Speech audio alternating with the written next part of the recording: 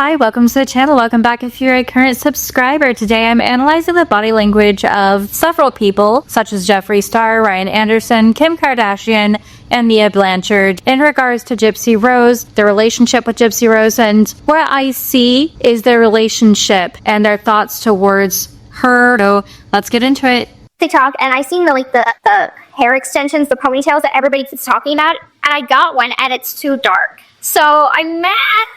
Yeah, because if the color don't match, it looks wild. Yeah, so like, dang it. What I want to note about Jeffree Star is that everyone says that he is narcissistic. Now, I am not a licensed psychologist, so I cannot diagnose him, but I do see a lot of indications that he likes to make sure that he is providing knowledge and items. Not typically, if he does have narcissistic personality disorder, this is done to later on control someone with those items and that knowledge in a way that allows for him to control people and manipulate people into doing what he wants them to do. I've seen a lot of him giving tips and advice and letting people know that he has connections, items, and experiences that he can provide other people to keep them around. Now, Jeffree Star's past is a little bit tragic. He was homeless at one point and he didn't have a lot of things, so he most likely over time established that if you have money, if you have items, experiences, and knowledge, people will listen to you, people will value you, and that perhaps he felt worthless at the time that he was homeless, and now he feels that he has this value to add to other people's lives and that they will do what he needs them to do, and it will further benefit him if he can provide knowledge and items. So here you see him leaning forward to seemingly establish a connection and rapport with Gypsy Rose, and she will often do the same. She does mirror him at times, but Jeffree Star will lean forward, seemingly engaged. Everything verbally he follows with that body language, though, is that he has items and experiences and things to give to Gypsy, and it becomes all about him. That does point towards some narcissism, but in a way that could also just be him trying to establish rapport. As we do, we try to be relatable, and Jeffree Star may just be trying to be relatable to Gypsy Rose. A lot of what he does, though, points a little more towards narcissism, as he doesn't necessarily stick to what she's talking about. He will throw in, oh, also I have a sports car, I have a place in Wisconsin if you're ever around, and just trying to hand her things that he may or may not use to control her later on. So that leaning in to establish rapport isn't necessarily that he is connected to her and interested in her, but interested in what she's saying and how that relates to him. How long was it? Originally when I first got out, it was like super long, so it was like down to like under my. Oh, you were like, let's change. That, and then I cut my hair for to donate my hair. Like, I wanted a haircut, but like I wanted to donate it, so I donated it, and then dyed it blonde.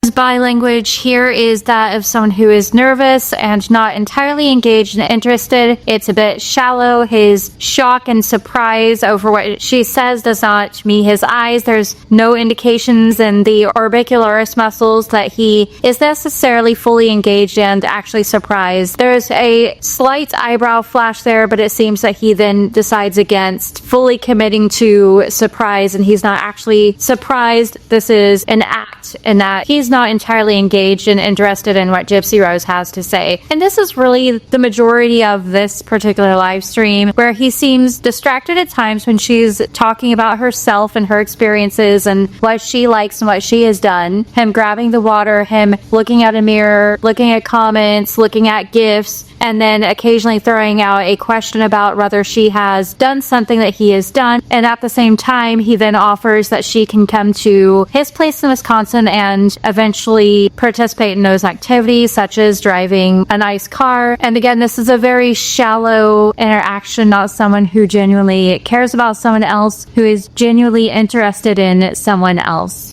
Okay.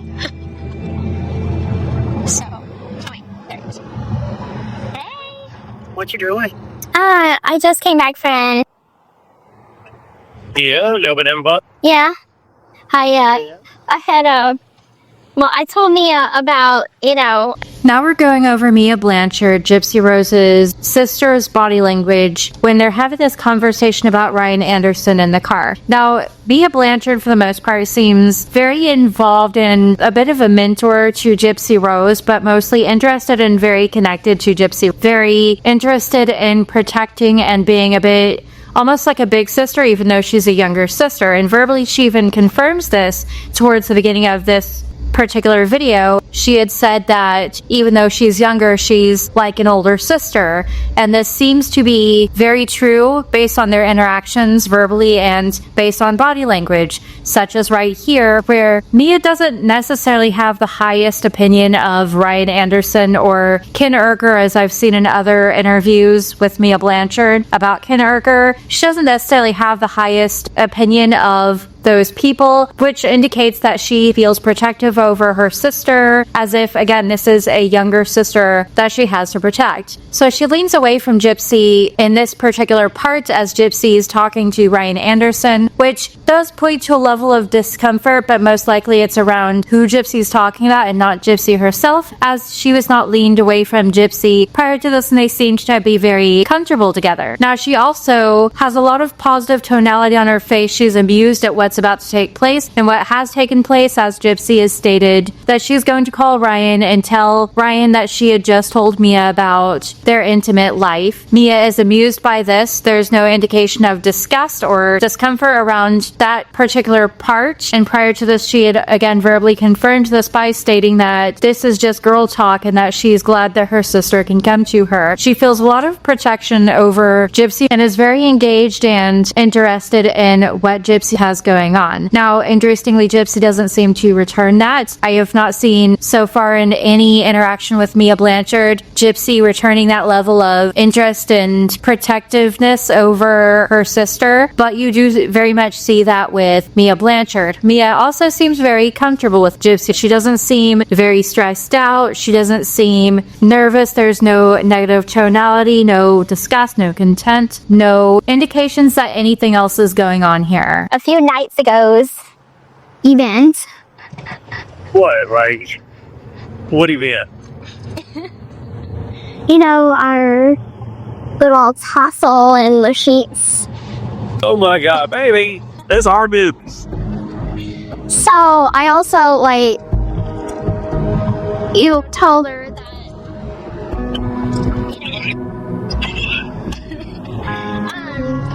Mia starts to play with her hair and fidget a lot. Again, she's leaning away from Gypsy. Though there's that positive tonality, the laughter and smile as she's genuinely amused by this interaction. Then Ryan Anderson states over the phone, over the speakerphone, that that's their business, and the positive tonality drops. The smile fades very briefly, as that seems to be a bit harsh and offensive to Mia in that moment. And then her blink rate returns and she goes back to being amused, and you see that positive tonality, that smile, that laughter return. didn't qualify for one-on-one therapy.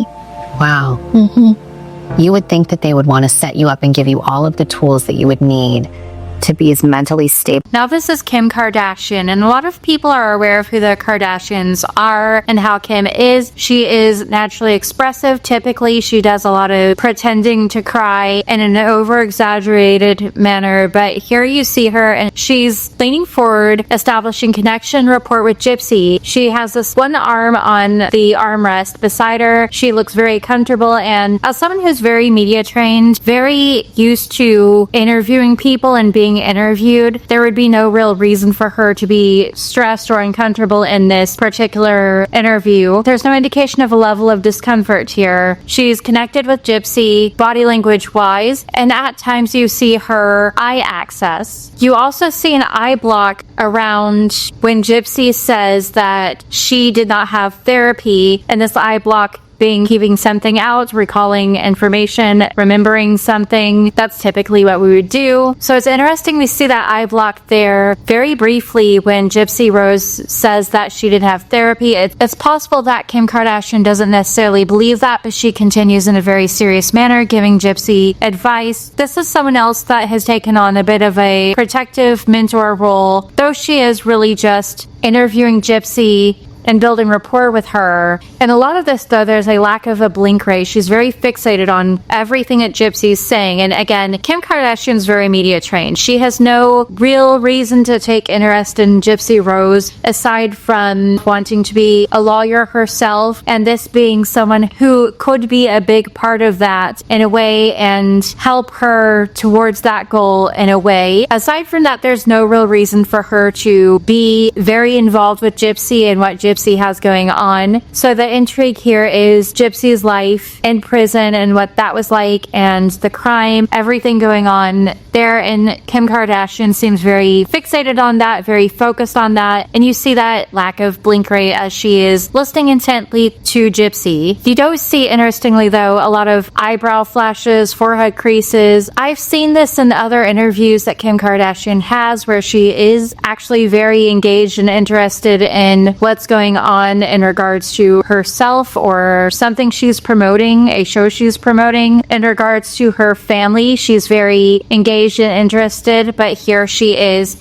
taking on more of a mentor role. And so you don't see a lot of expression and you don't see a high blink rate, no indications of stress or discomfort. This is another job to her. How is it now being a newlywed couple in the real world outside of prison? We call it a newly together wed. Yeah. You know, because we've been married a year and Year and a half. Right. So it's newly together wed. But it's nice. Like, it's what I've been waiting for. But was the transition difficult? I mean, for a year or so, you guys were married behind bars.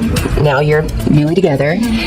So what's that transition been like for the two of you? I mean, baby, what, it's been 5-6 days? Yeah, but so I we're think still learning each other. Yeah, the you know? transition has been pretty But it's simple been right good. now, but it's like I cleaned out his closet and put my clothes in it, and I'm I have just a room already. Don't let her fool you.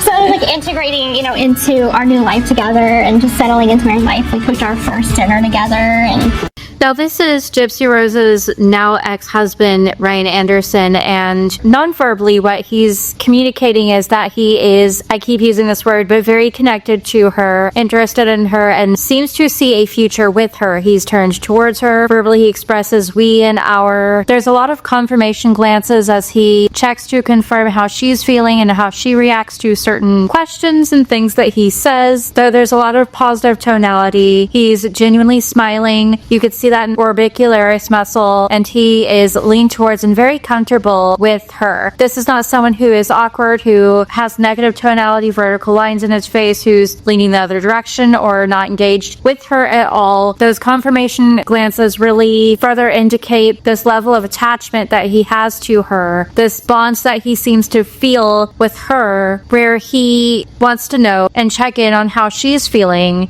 and genuinely cares about how she's doing. Yes. I was calling Gypsy.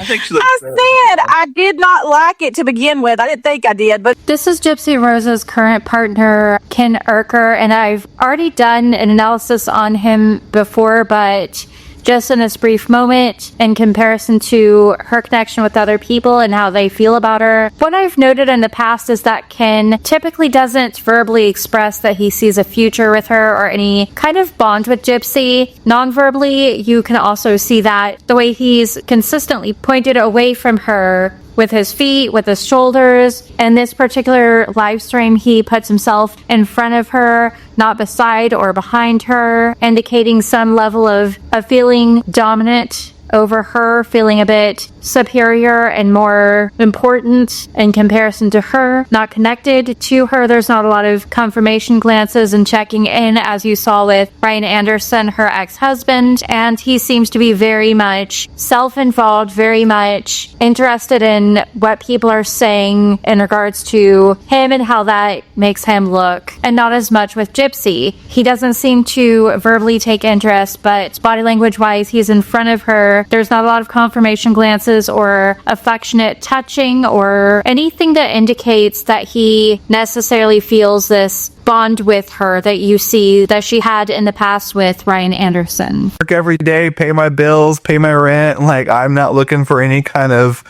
attention or clout or fame or again, if you can choose to believe me or not, it's up to you, but I don't get paid for anything. I did an interview which you'll see on Interesting, his emphasis here, his eyebrow flash here is around again and not the rest of that sentence where he says that he's not interested in fame or attention that people accuse him of being more interested in when it comes to Gypsy Rose, and why he would reach out to her in the first place. But you know, see those eyebrow flashes and that significance around that part of the sentence, you see it around again, and you see the eyebrow flashes and the forehead creasing, placing emphasis on that and not the rest of that sentence, which tells me that he does have somewhat of an interest in having the attention and the eyes on him, and again, not on Gypsy. Verbally, he confirms this with talking about how he felt, why he likes, why he dislikes, why he's interested in. And it's not the us, we, our language that you saw with Ryan Anderson. I apologize, this has been a bit short. I'm going to end this here. If you've watched this far, thank you for watching. Please let me know your thoughts in the comments section. Hit the like button. Please subscribe. Thank you for watching.